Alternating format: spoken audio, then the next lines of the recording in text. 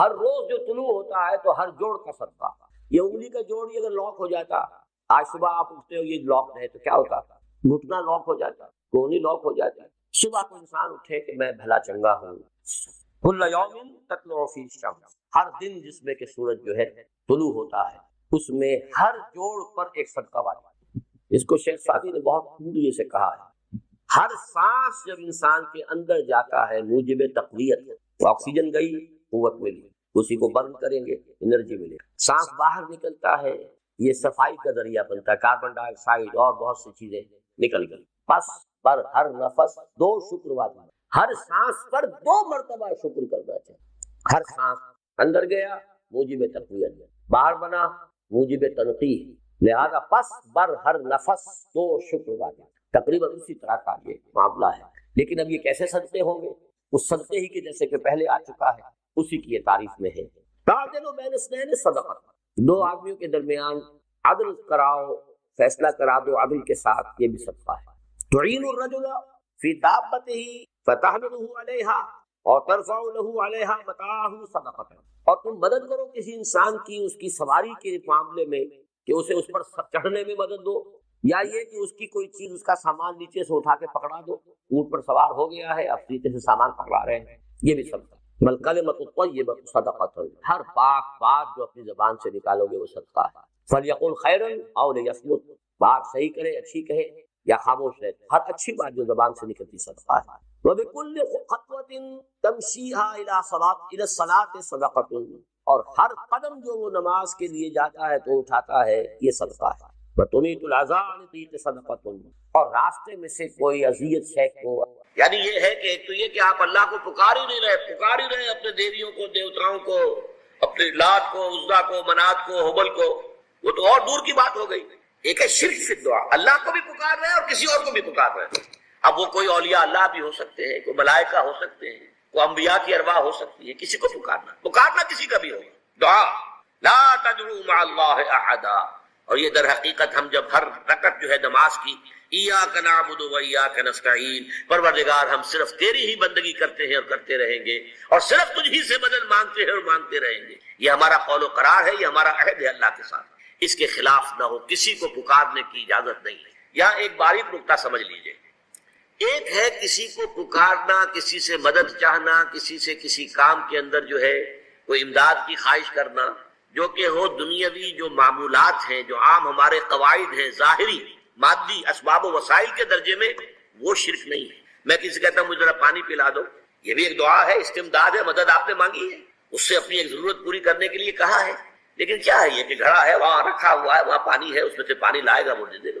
جو ظاہری قوانین طبیعہ جو ہے ان کے دائرے کے اندر کوئی دعا، کوئی استمداد، کوئی استعانت، کوئی استغاثہ، اس میں کوئی حرج نہیں. غیبی اعتبار سے کسی کے ساتھ بھی کوئی دعا کی جائے اللہ کے سوا، وہ شرک ہے. وہ استدعاء ہو، استغاثہ ہو، استعانت ہو، استمداد ہو، استنصار ہو، کچھ بھی ہو، غیبی طور دنیا کے معروف طریقوں میں اور جو ہمارے طبعی قوانین ہیں ان کے دائروں کے اندر مدد مانگنا، اس میں قطعاً کوئی شرک نہیں ہے، توحید ہے. البتہ اس میں بھی ایک باریک نکتہ ہے. ایک بزرگ تھے جو فوت ہو گئے، انہوں نے یہ بات مجھے جس طرح سمجھائی تھی وہ آج بھی میں ان کا مشکور ہوں کہ دنیا میں عام قاعدے قانون کے تحت بھی کسی سے کچھ کہنا کہ بھائی میرا یہ کام آپ کر دیجئے، آپ کر سکتے ہیں، ایک دفعہ کہنا جائز ہے. دوسری مرتبہ یاد دلا دینا کہ شاید بھول گئے، وہ بھی جائز ہے. تیسری مرتبہ کہنا شرک ہو جائے گا. اور اس میں الہا و زاری کرنا اور خوشامدیں کرنا اور گڑ گڑانا، یہ تو شرک ہے. تم نے یہ سمجھا ہے کہ تمہارا کام یہی کر سکتا ہے، کام کرنے والا تو اللہ ہے. لا فاعل فی الحقیقت ولا مؤثر الا اللہ. حضور نے فرمایا کہ اگر تمہیں جوتا باندھنے کا تسبہ درکار ہو تب بھی اللہ سے مانگو، کسی کے سامنے سوال کا جو ہاتھ جو ہے وہ دراز نہ کرو. اللہ نے تمہیں ایک عزت نفس دی ہے، اس عزت نفس کو ڈھیلا نہ بناؤ. کسی کے سامنے جو ہے اپنا ہاتھ پھیلا دینا، اپنی عزت نفس جو ہے تو ختم کر دینا ہے، مت مانگو کسی سے. لیکن یہ کہ ٹھیک ہے دنیا میں کام چلتا ہے. حضور کا شکی شان تو یہ تھی کہ اگر آپ سواری پر ہوتے تھے اور آپ کی چھڑی گر گئی تو سواری کو بٹھا کے اس سے اتر کر چھڑی خود اٹھاتے تھے. آپ کسی اپنے ساتھی سے یہ نہیں کہتے تھے کہ میری چھڑی پکڑا دو. آپ کی تو غیرت کا عالم جو ہے وہ بہت بلند تھا، بہت بلند تھا، بہت بلند تھا. لیکن دنیاوی عام طریقے سے یہ کہ ٹھیک ہے بھئی آپ ایک کام ہے آپ کر سکتے ہیں، یہ کر دیجیے. اس نے کہہ دیا ٹھیک ہے میں کروں گا، پھر بھول گیا یا کچھ اور ہوا. دوسری مرتبہ یاد دہانی کرا دی. تیسری مرتبہ جو ہے انہوں نے کہا کہ پھر اس میں شرک کی بو آنے لگتی ہے کہ معلوم ہوتا ہے کہ آپ نے سمجھا ہے کہ اسی کو اختیار حاصل ہے، یہی مقتدر ہے، اسی کو آپ کا کام کرنے کا جو ہے وہ پوری قوت اور قدرت حاصل ہے، اور یہ چیز جو ہے یہ شرک کی بو اس میں سے آنی شروع ہو جاتی ہے. لیکن یہ ہے معاملہ سارا جو اسباب عادیہ کے تحت، اس سے مابرا آپ کسی کو نہیں پکار سکتے. میں معذرت کے ساتھ عرض کروں گا اگر کسی کے جذبات کو ٹھیس پہنچے، آپ شیخ عبد القادر جیلانی رحمۃ اللہ علیہ کو نہیں پکار سکتے، محمد رسول اللہ کو نہیں پکار سکتے. اور واقعہ یہ ہے کہ محمد رسول اللہ کو تو پکارا بھی نہیں جاتا، پکارتے لوگ ہیں زیادہ حضرت علی کو، یا علی مدد. شرک. دیکھیے سب سے بات نکتے کی بتا دوں آپ کو، فرشتے کو تو ہم مانتے ہیں نا، حضرت شیخ عبد القادر جیلانی رحمۃ اللہ علیہ کی روح ہے یا نہیں ہے، سنتی ہے نہیں ہے، حاضر ہے کہ نہیں ہے، ناظر ہے کہ نہیں ہے، 100 اختلاف ہو جائیں گے. اختلافات کی تو گنجائش ہے نا. فرشتہ ہے یا نہیں ہے؟ وہ تو فرشتہ تو ہے، آپ کے دونوں کندھوں پہ بیٹھا ہوا ہے. قیامت کاتبین ہے کہ نہیں ہے؟ یرسل علیکم حفظہ، آپ کے جو باڈی گارڈ اللہ فرشتہ نہیں بھیجتا. لیکن آپ فرشتے سے بھی نہیں کہہ سکتے کہ میرا یہ کام کرو. فرشتے کے وجود پہ تو کوئی شک نہیں ہے. یا جبرائیل میرا یہ کام کر، قطر نہیں، غلط. شرک. لا تدعو مع اللہ احدا، اللہ کے سوا پکارنا کسی کو، دعا کسی سے نہیں ہے، استغاثہ کسی کا نہیں ہے، استعانت کسی سے نہیں ہے، استمداد کسی سے نہیں ہے، استنصار کسی سے نہیں ہے سوائے اللہ. موقع ایسا آیا کہ چونکہ رات کو سفر کیا کرتے تھے عرب میں، آپ کو معلوم ہے دن میں شدید گرمی، لہذا جب طویل سفر ہوتا تھا تو زیادہ سے زیادہ کوشش ہوتی تھی کہ رات کے وقت جتنا بھی فاصلہ طے ہو جائے. پھر فجر کی نماز ادا کر کے بھی جب تک دھوپ کی تمازت نہ ہو، جتنا بھی آگے سفر طے کر لیا جائے، جب دھوپ ہو جاتی تھی تو پھر قیام. ایک مرتبہ ایسا ہوا کہ ساری رات چلتے رہے، پھر فجر کی نماز ادا کی، پھر لشکر کا کوچ ہو گیا. تو اب ظاہر بات ہے وہ وقت ایسا ہوتا ہے کہ شدید نیند کا غلبہ ہوتا، تو تمام صحابہ پر نیند کا غلبہ ہو گیا. نتیجہ کیا نکلا کہ اب اونٹنیاں جو ہے یا اونٹ جن پر وہ سوار تھے انہیں گویا کہ آزادی نصیب ہو گئی. کسی کا منہ ادھر کو اٹھ گیا ادھر چل پڑی، کسی کا ادھر اٹھ گیا ادھر چل پڑی، کسی کو کیکر کا درخت نظر آ گیا اس میں کھڑے ہو کر ناشتہ فرمانا شروع کر دیا، اس لیے کہ جو اوپر سوار ہے وہ گھوم رہا، اور لشکر پورا منتشر ہو گیا. حضرت معاذ بن جبل رضی اللہ تعالی عنہ یہ راوی ہیں اس واقعے کے اور اس حدیث کے، انصاری صحابی ہیں، اور ان کے شان میں حضور نے یہ الفاظ استعمال فرمائے ہیں کہ اعلمہم بالحلال والحرام معاذ بن جبل، میرے صحابہ میں حلال اور حرام کے احکام سے سب سے بڑھ کر واقف معاذ بن جبل ہے. یعنی فقہی معلومات ان کی بہت تھی. اللہ نے جیسا میں نے کل عرض کیا تھا، ہر چیز کا اپنا ایک تقاضا ہوتا ہے. کسی کا فلسفیانہ ذہن ہوتا ہے، اسے قانون سے دلچسپی نہیں ہوتی، کسی کا قانونی ذہن ہوتا ہے، اسے فلسفے سے دلچسپی نہیں ہوتی. تو حضرت معاذ بن جبل رضی اللہ تعالیٰ عنہ کو قانون اور احکام سے بڑی دلچسپی تھی. تو حضور نے فرمایا اعلمہم بالحلال والحرام معاذ بن جبل. انہی کو عامل بنا کر حضور نے یمن بھیجا تھا. تو جو گفتگو اس وقت ہوئی تھی وہ بہت اہم ہے فقہی اعتبار سے کہ اجتہاد کے لیے وہی دلیل ہمارے ہاں، وہی حدیث جو ہے بطور دلیل بیان ہوتی. حضور نے فرمایا معاذ تمہیں میں یمن بھیج رہا ہوں، کوئی معاملہ پیش آئے گا تو کیا کرو گے؟ عرض کیا کہ حضور اللہ کی کتاب کی طرف رجوع کروں گا، جو حکم ملے گا اس کے مطابق فیصلہ کروں گا. آپ نے دریافت فرمایا اگر اللہ کی کتاب میں کوئی واضح حکم نہ ملے تو کیا کرو گے؟ تو عرض کیا کہ حضور پھر میں آپ کے فرامین، آپ کے فرمودات جو بھی میرے علم میں ہیں ان کی طرف رجوع کروں گا، اس کے مطابق فیصلہ کروں گا. پھر تیسری مرتبہ سوال کیا اگر میری بھی کوئی بات تمہارے علم میں نہ ہو پھر کیا کرو گے؟ تو عرض کیا ثم اجتہد، پھر میں اجتہاد کروں گا. تو حضور نے شاباش دی کہ یہی طریقہ ہے، یہیں سے وہ لفظ اجتہاد چلا ہے، اور اجتہاد کے لیے جو دلیل ہے نقلی منقول حضور سے وہ یہی ہے. بہرحال یہ تعارف ہو گیا حضرت معاذ بن جبل کا. وہ راوی ہیں، وہ فرماتے ہیں کہ بقیہ تو سب لوگ جو ہے اونگ رہے تھے اور لشکر منتشر ہو گیا تھا، لیکن میں خاص طور پر حضور کے ساتھ ساتھ لگا رہا. حضور کی اونٹنی چل رہی ہے، میں نے بھی اپنی سواری کو ساتھ لگائے رکھا. اس کی وجہ تھی کہ تخلیہ میں ایک بات پوچھنا چاہتے تھے حضور سے، تو اس کے متلاشی تھے. لہذا اب آدمی جب اس کو ذہن پہ کوئی ایک ارادہ ہو تو اونگ نہیں آئے گی نا. لہذا وہ جاگ رہے ہیں، پوری طرح ہوشیار ہیں. حضور کی اونٹنی چلی جا رہی ہے اور آپ جب اونٹ پر سوار ہوتے تھے تو ایک کجاوا سا ہوتا تھا، پردے ہوتے تھے اس میں، تو حضور اپنے اوپر تو نہیں.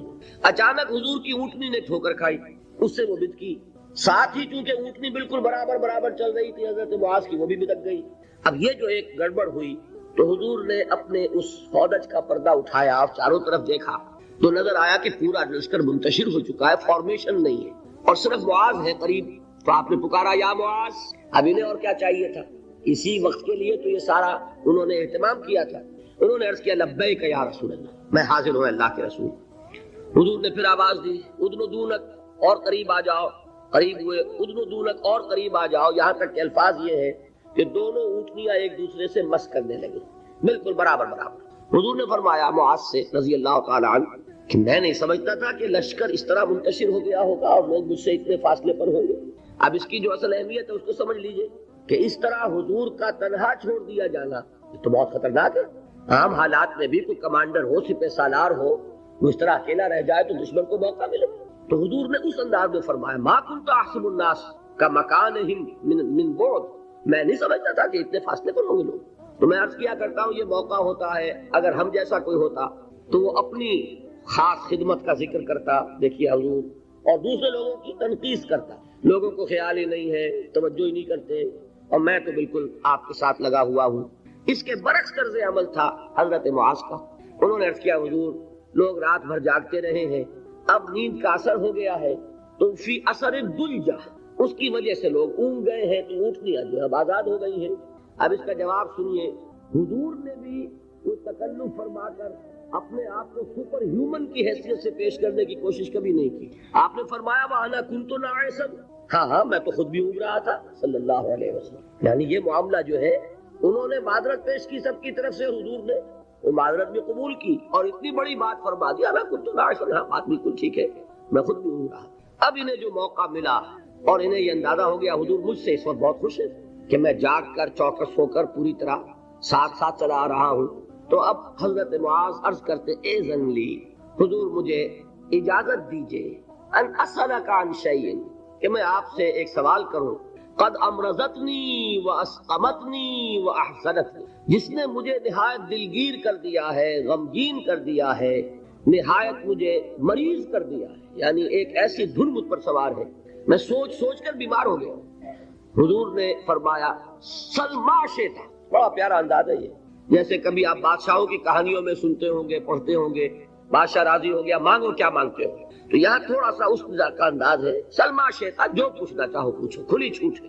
اس وقت ظاہر بات ہے تخلیہ بھی ہے اور حضور کا خاص اس وقت التفات ہے، تو انہوں نے سوال کیا، یہ ہے اصل میں میرے اور آپ کے سوچنے کی بات۔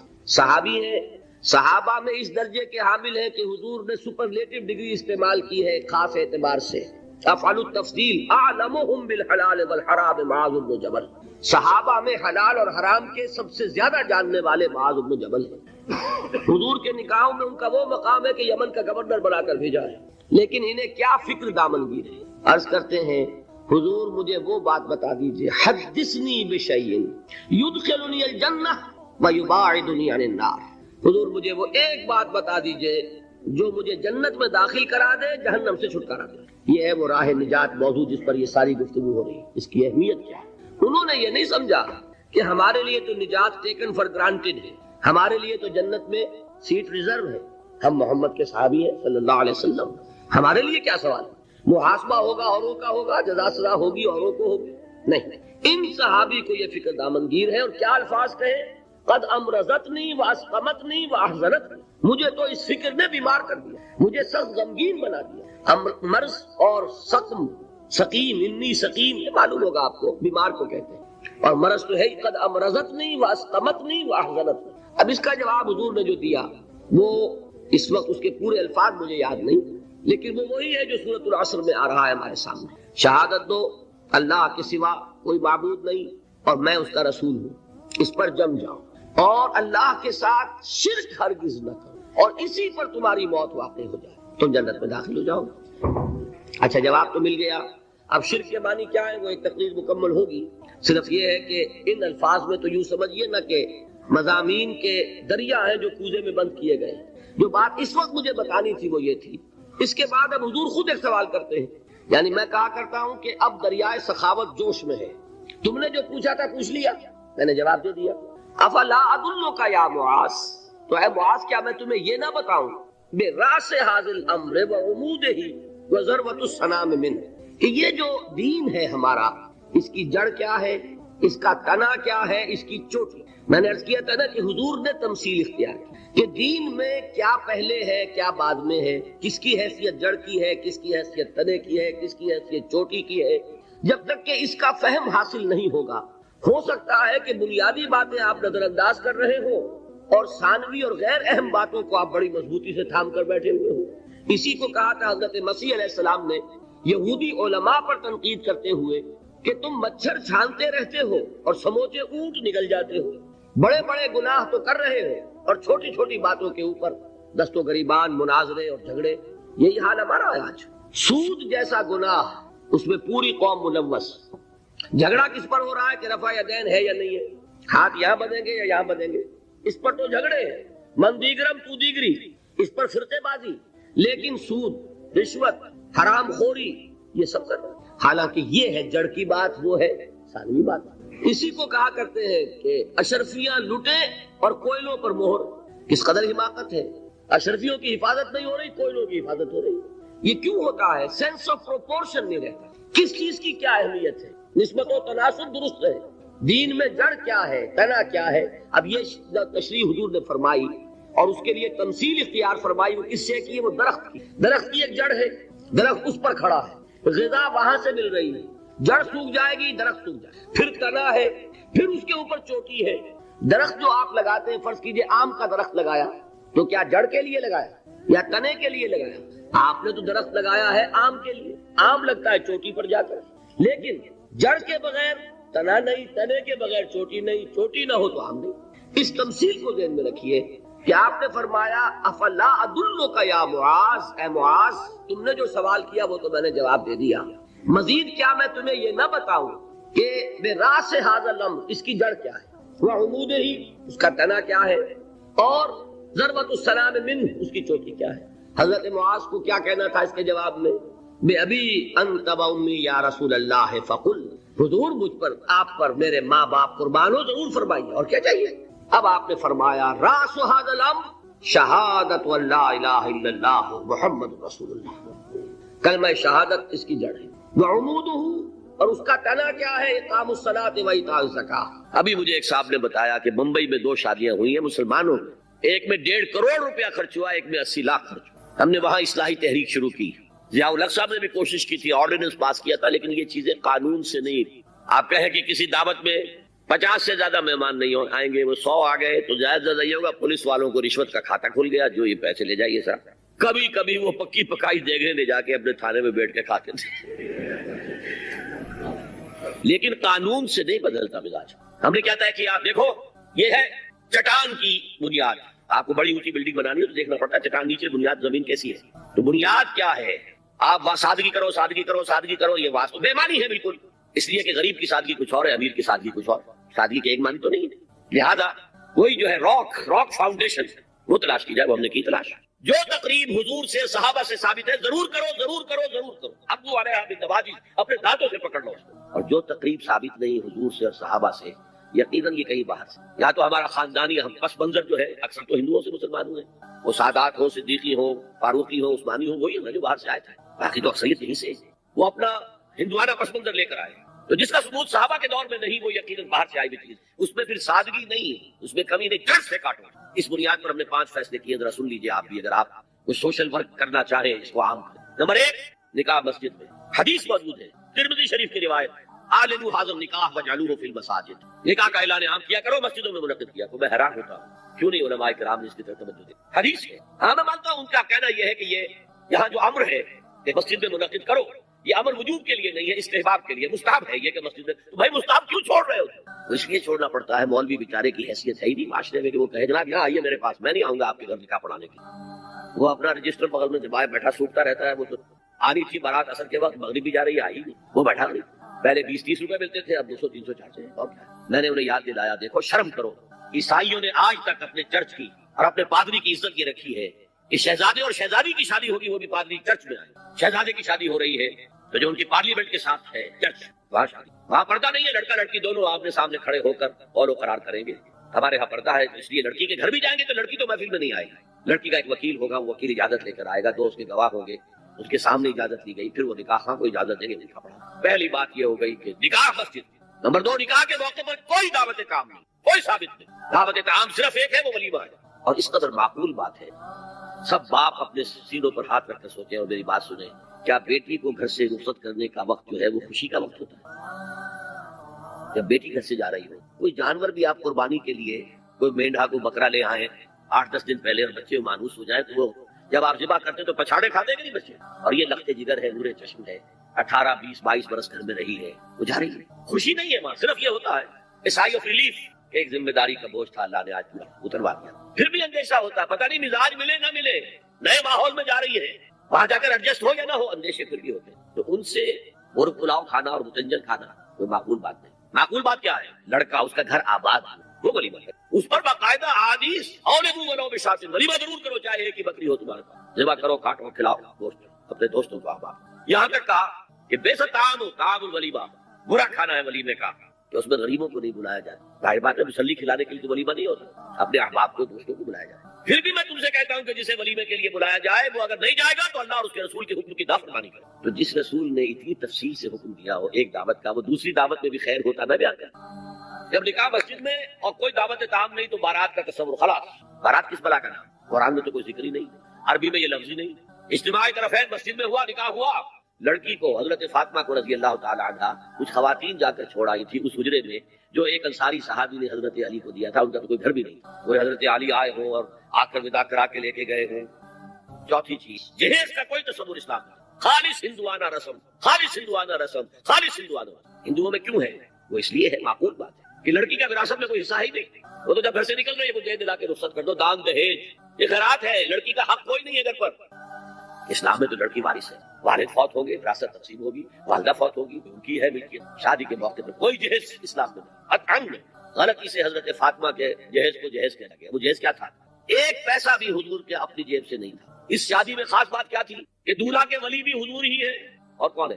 علی کا کون تھا بدلے، اور دلہن کے والد بھی حضور ہے۔ اب حضور پوچھتے ہیں حضرت علی سے تمہارے پاس مہر دینے کے لیے کچھ ہے؟ عرض کیا میرے پاس تو وہ فقراء صحابہ میں سے تھے، فرمایا مہر تو دینا ہے، تمہارے پاس ایک زرہ ہوتی تھی؟ جی ہاں زرہ تو ہے۔ انہوں نے یہ سمجھا زرہ تو جہاد کے لیے ہے، وہ دولت تو نہیں ہے، فرمایا جاؤ اسے بیچو یا گروی رکھ کے خرچ۔ وہ گئے، حضرت عثمان نے خرید لی اور کچھ دنوں کے بعد واپس کر دی ہدیہ کر لیے، زرہ کا ہدیہ۔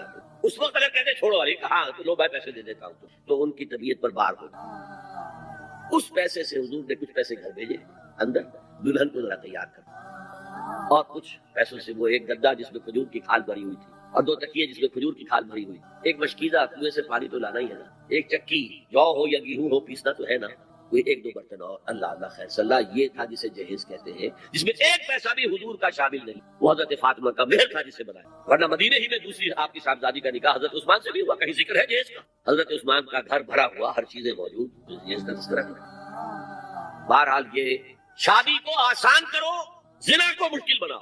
یہاں شادی کے لیے 9 من تیل ہوگا تو رادھا ناچے گی، ورنہ یہ کہ بڑی ہو رہی ہے، عمر ہو رہی ہے، سب کچھ ہو رہا ہے، لیکن کچھ تقاضے تو ہے نا، آخر کچھ تو کرنا ہوتا ہے نا، آخر کچھ نہ کچھ لوگوں کو تو کھانا کھلانا ہی ہوتا ہے نا، بارات تو آخر آئے گی، کچھ نہ کچھ تو دینا ہی ہوگا، کچھ جوڑے کپڑے، کچھ یہ اسلام کا فلسفہ جو میں نے 4-5 باتیں آپ کو بتا۔ فلسفہ یہ ہے کہ لڑکی کے باپ پر ایک پیسے کا بوجھ نہیں، انہوں نے لڑکی پال پوس کے تمہارے حوالے کر دیا، اور کیا چاہتے ہو؟ سارا مرد آزما، مرد آفری، مرد کو چیلنج دیا ہے، تم مرد ہو، مہر تم دو گے، اور سب سے بڑھ کر کیا ہو رہا ہے آج کل بھی ہوتا ہے، ہمارے ایک کچھ کام ہوتے ہیں اسلامی، وہ بھی ہے کچھ وہی ہندوانہ پس منظر۔ نکاح کی محفل میں چھوارے کون لے کے آتا ہے؟ جی لڑکے والے، اور پلاؤ کن سے کھاتے ہیں؟ بھائی جس وقت تمہیں وہ پلاؤ کھلا رہا ہے وہ چھوارے نہیں بانٹ سکتے۔ نہایت ذہین و فطین قوم، نسل آدم، نسل ابراہیم سے، نسل یعقوب سے، قرآن مجید میں آیا اخترناہم علی علم، ہم نے چنا تھا انہیں اپنے علم کی بنیاد پر، اور 2 مرتبہ صرف سورہ بقرہ میں ہے وَأَنِّي فَضَّلْتُكُمْ عَلَى الْعَالَمِينَ، میں نے تمہیں تمام جہان والوں پر فضیلت دی تھی۔ سورہ بقرہ کے 6 رکوع کی دوسری آیت بھی یہ ہے، 15 رکوع کی دوسری آیت بھی یہ ہے، یا بنی اسرائیل اذکروا نعمتی التی انعمت علیکم وانی فضلتکم علی العالمین۔ یہ حضرت موسیٰ کے امتی بنائے گئے، انہیں تورات دی گئی، انہیں شریعت دی گئی، اور انہیں گویا کہ ایک اعتبار سے اس وقت امام الناس بنا دیا۔ ان کا جو ہے ایک یوں سمجھیے 1500 برس کی تاریخ تو 2 عروج اور 2 زوال، اب عمر موضوع نہیں ہے اس وقت۔ پہلا عروج داؤد، سلیمان، طالوت کا دور حکومت۔ پہلا زوال اسیرینز کے ہاتھوں سلطنت اسرائیل کی تباہی، نیبوکڈنیزر کے ہاتھوں ایمپرر آف بیبیلونیا یہودا کی تباہی۔ دوسرا عروج مکابی پاور، اور دوسرا زوال پہلے یونانی پھر رومی، ان کے ہاتھوں ذلت اور محکومی اور غلامی۔ لیکن آج سے 2000 سال قبل انہوں نے ایک عظیم ترین جرم کیا، قتل اور قتل بھی اللہ کے جلیل القدر پیغمبر کا قتل کرنے پر قبر کسی، حضرت عیسیٰ علیہ السلام، آج سے 2000 سال پہلے کا واقعہ ہے یہ۔ آپ اپنے ذہن میں یہ کرونالوجی جو ہے، فیکٹس، دینی حقائق کی یہ ترتیب زمانی اپنے ذہن میں رکھے۔ حضرت عیسیٰ ابن مریم علیہ السلام، آپ کو معلوم ہے اللہ کے نبی، اللہ کے رسول، جلیل القدر پیغمبر، بہت بڑی آیات الہیہ، پوری شخصیت کی آیات پر مشتمل ہے، معجزات پر مشتمل ہے۔ انہوں نے سولی چڑھوانے کی اپنی حد تک تو انہوں نے سولی چڑھوا دیا، یہ بات دوسری، اللہ نے کیا کیا کہ انہیں اٹھا لیا اور ان کی جگہ اب آج ہمیں معلوم ہے کہ جس حواری نے غداری کر کے گرفتار کرایا تھا اسی کو سولی چڑھوایا، اور یہ انجیل برنباس میں موجود ہے، کہیں قرآن میں نہیں ہے، حدیث میں نہیں ہے، ہماری کسی تفسیر میں نہیں ہے۔ ایونجیلیم برنابے اس نے وضاحت کی ہے ساری، اور میں سمجھتا ہوں صحیح بالکل کی ہے۔ نتیجہ یہ ہوا، یہ جو ہے نتیجہ آپ نوٹ کیجیے، یہ اہم نتیجہ جس کی طرف میں آپ کو لانا چاہتا ہوں۔ نتیجہ یہ نکلا کہ یہ اس دن کے بعد سے راندہ درگاہ ہوئے، ملعون قرار پائے، مغضوب علیہم قرار پائے، اور ایول، شر، اس کا سب سے بڑے ایجنٹ، اور عزازیل، ابلیس کے سب سے بڑے مرید بن گئے۔ اس کے بعد سے دنیا میں جو شر آ رہا اجتماعی، اس کا جب آپ ٹریس کریں گے تو آپ کو جا کر یہود تک ان کا سرا ملے گا، پورا فکر کی گمراہی، عمل کی گمراہی، اخلاقی گمراہی، تمام کا جو ہے سرا وہ بنی اسرائیل، وہ یہودی۔ اس لیے کہ حضرت مسیح علیہ السلام کو اپنے طور پر سولی پر چڑھوا کر انہوں نے جو جرم عظیم کیا ہے، یہ اس کی سزا ہے کہ جو سزا انہیں اللہ تعالیٰ کی طرف سے ملی ہے۔ یہاں تک کہ آج سے 1700 سال قبل، یہاں تک کہ آج سے 1850 سال قبل، 70 عیسوی میں حضرت مسیح کے رفع سماوی کے 40 برس بعد ٹائٹس روبی نے ان کا قتل عام کیا ہے۔ 1,33,000 یہودی ایک دن میں قتل ہوا یروشلم میں، 1,33,000 ایک دن میں، 67,000 قیدی بنائے گئے، تمام عورتوں کو، خاص طور پر جوان عورتوں کو محفوظ کر لیا اپنی لوڈیوں کی حیثیت سے۔ ہیکل سلیمانی جو پہلے جو ہے نبوکدنصر نے برباد کیا تھا، پھر دوبارہ بنایا گیا تو اب ٹائٹس نے اس کو برباد کیا، آج تک برباد پڑا ہوا ہے۔ وہ ان کا خانہ کعبہ ہے جو سمجھئے کہ 70 عیسوی سے برباد ہوا پڑا ہوا ہے، صرف ایک دیوار ہے، ویسٹرن وال، وہ انٹیکٹ ہے، جس کو یہ ویلنگ وال کہتے ہیں، رونے کے لیے، ماتم کے لیے وہاں جاتے ہیں، سر پھوڑتے ہیں، اپنا روتے ہیں، تورات پڑھتے ہیں۔ وہ ہے نشانی صرف اس ٹیمپل کی، وہ ٹیمپل کہتے ہیں، ہم تو مسجد کہیں گے اسے۔ حضرت سلیمان نے جسے بنایا مسجد تھی، اس کے بعد تعبیر ہوا، مکابی دور میں مسجد تھی، لیکن وہ گری پڑی ہے، اور اس دن سے ان کو نکال دیا گیا۔ فلسطین سے باہر نکل جاؤ، ڈائسپورا شروع ہو گیا، پوری دنیا کے اندر منتشر، جہاں سینگ سوائے بھاگ جاؤ، فلسطین میں تمہاری کوئی جگہ نہیں۔ اس وقت جو رومن تھے وہ بھی انہیں ستاتے تھے، پرسیکیوٹ کرتے تھے۔ حضرت عیسیٰ علیہ السلام کے جو ماننے والے تھے انہیں یہ پرسیکیوٹ کرتے تھے۔ لیکن آج سے 1700 سال قبل، یعنی سن 300 کچھ میں عیسوی میں، کانسٹنٹائن دی ایمپرر آف روم، جب اس نے عیسائیت قبول کی ہے، پوری سلطنت روما جو ہے وہ عیسائی ہو گئی، پورا یورپ عیسائی ہو گیا۔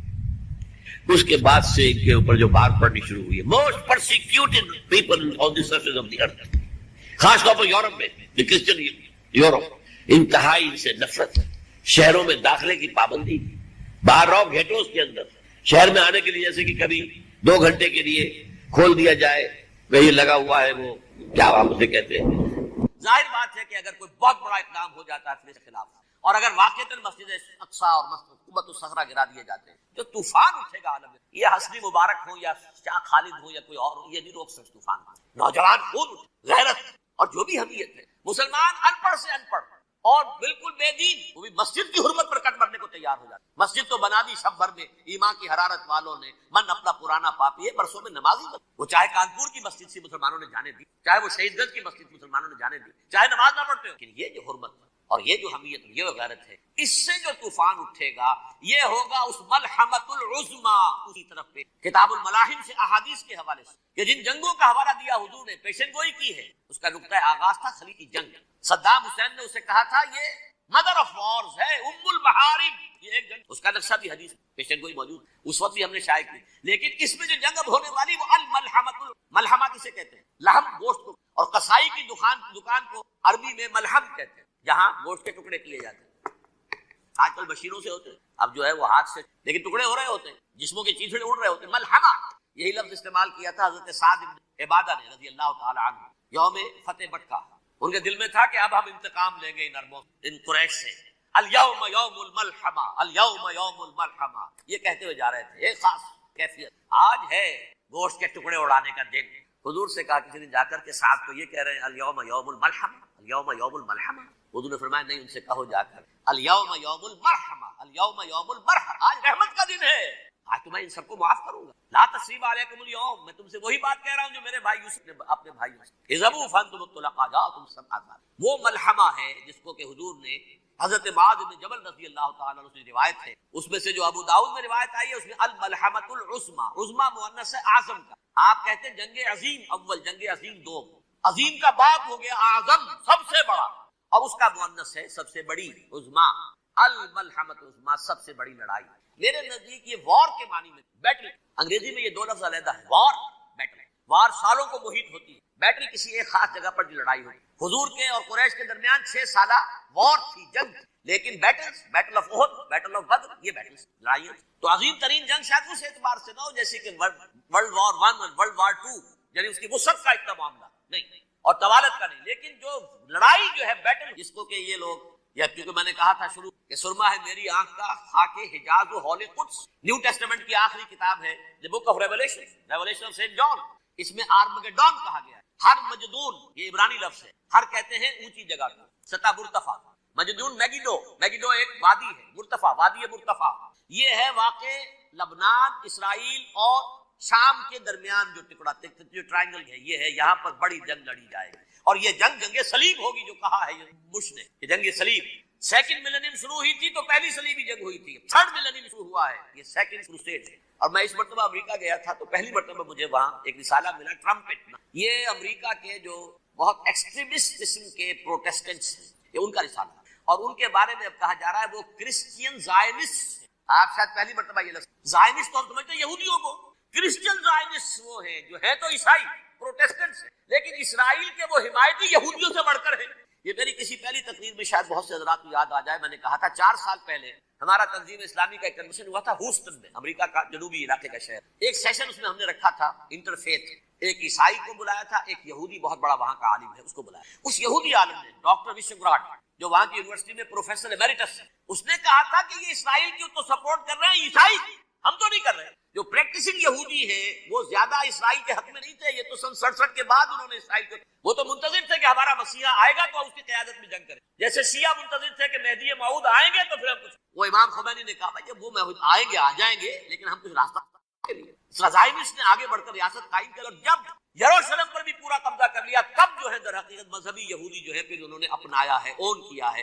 اور نئے سیٹلمنٹ جو بھی بنے ہیں وہاں پر اسرائیل میں، اس میں اکثر و بیشتر مذہبی یہودی اور بروکلن کے علاقے سے سب سے بڑھ کر آئے ہیں، جو امریکہ میں نیو یارک کا ایک جنوبی علاقہ ہے، بہت بڑا یہودیوں کا بہت بڑا گڑھ ہے. نیو یارک کو جیو یارک بھی کہا جاتا ہے، وہ تو اصل میں مرکز جو ہے وہ تو یہودیوں کا. اس حوالے سے وہاں پر جو کرسچن زائنسٹ کہلاتے ہیں وہ اسرائیل کے یہودیوں سے بھی بڑھ کر کہیں سے. بہرحال اس دوسری صلیب جنگ کا معاملہ جو میں کہہ رہا تھا، ٹرمپٹ نامی رسالہ، اس کا ایک مضمون ہے دی لاسٹ کروسیڈ.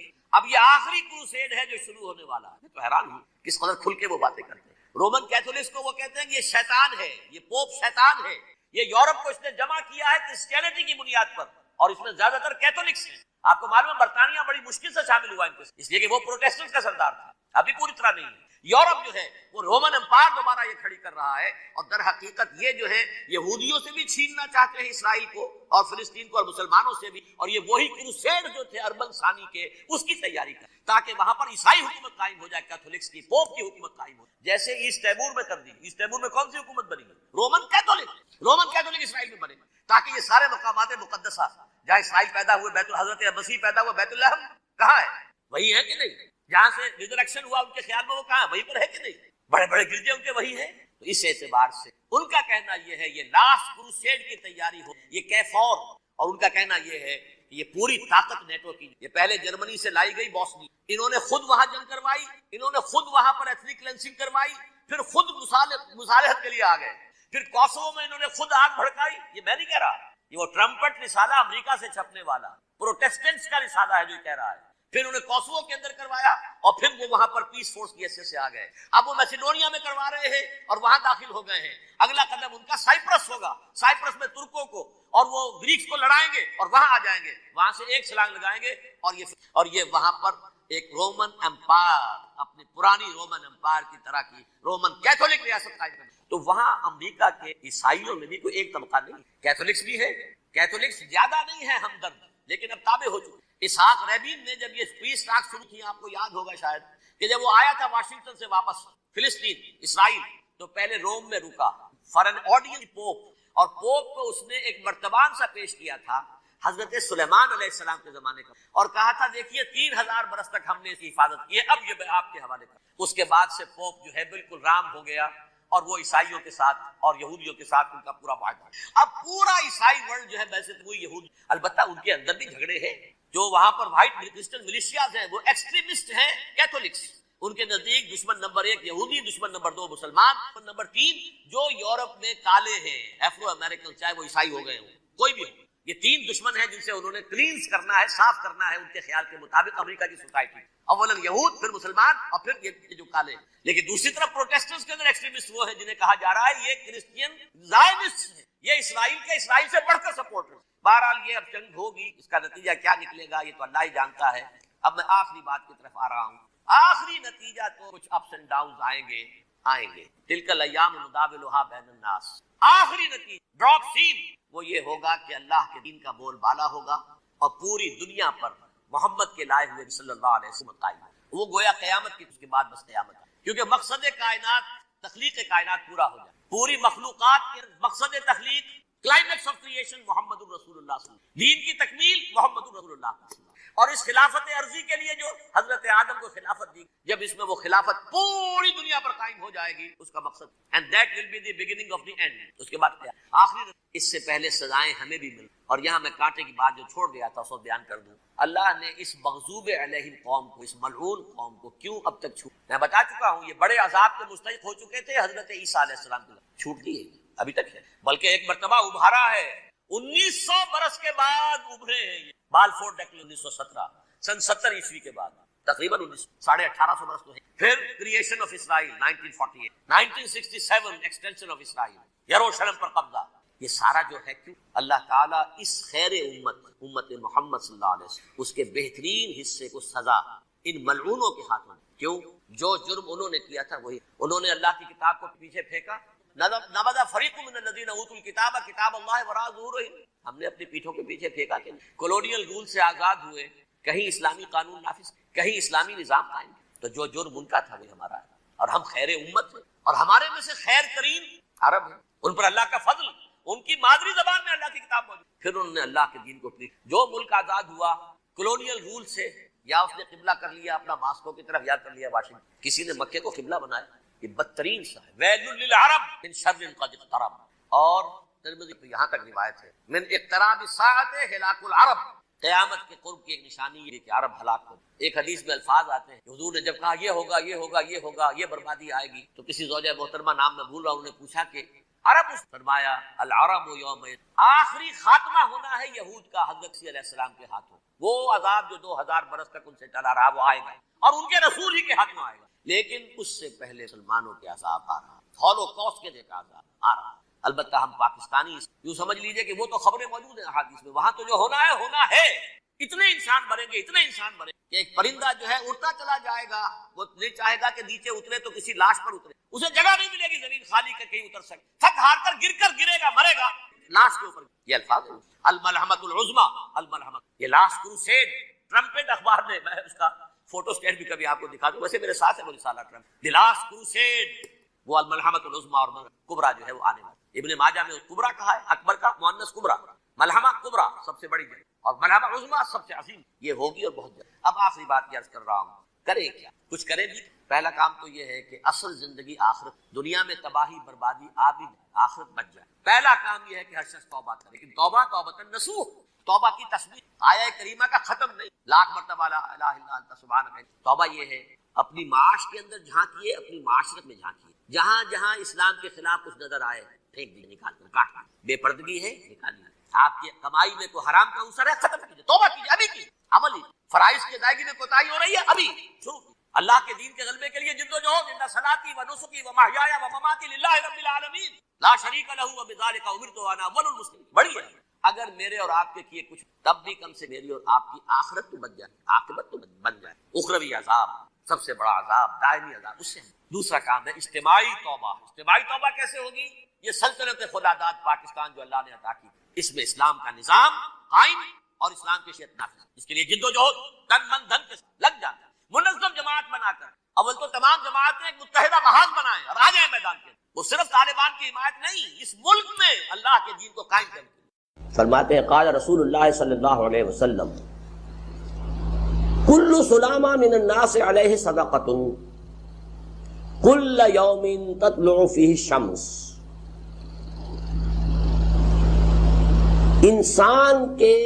انسانوں کے ہر جوڑ پر ایک صدقہ واجب ہے، ہر روز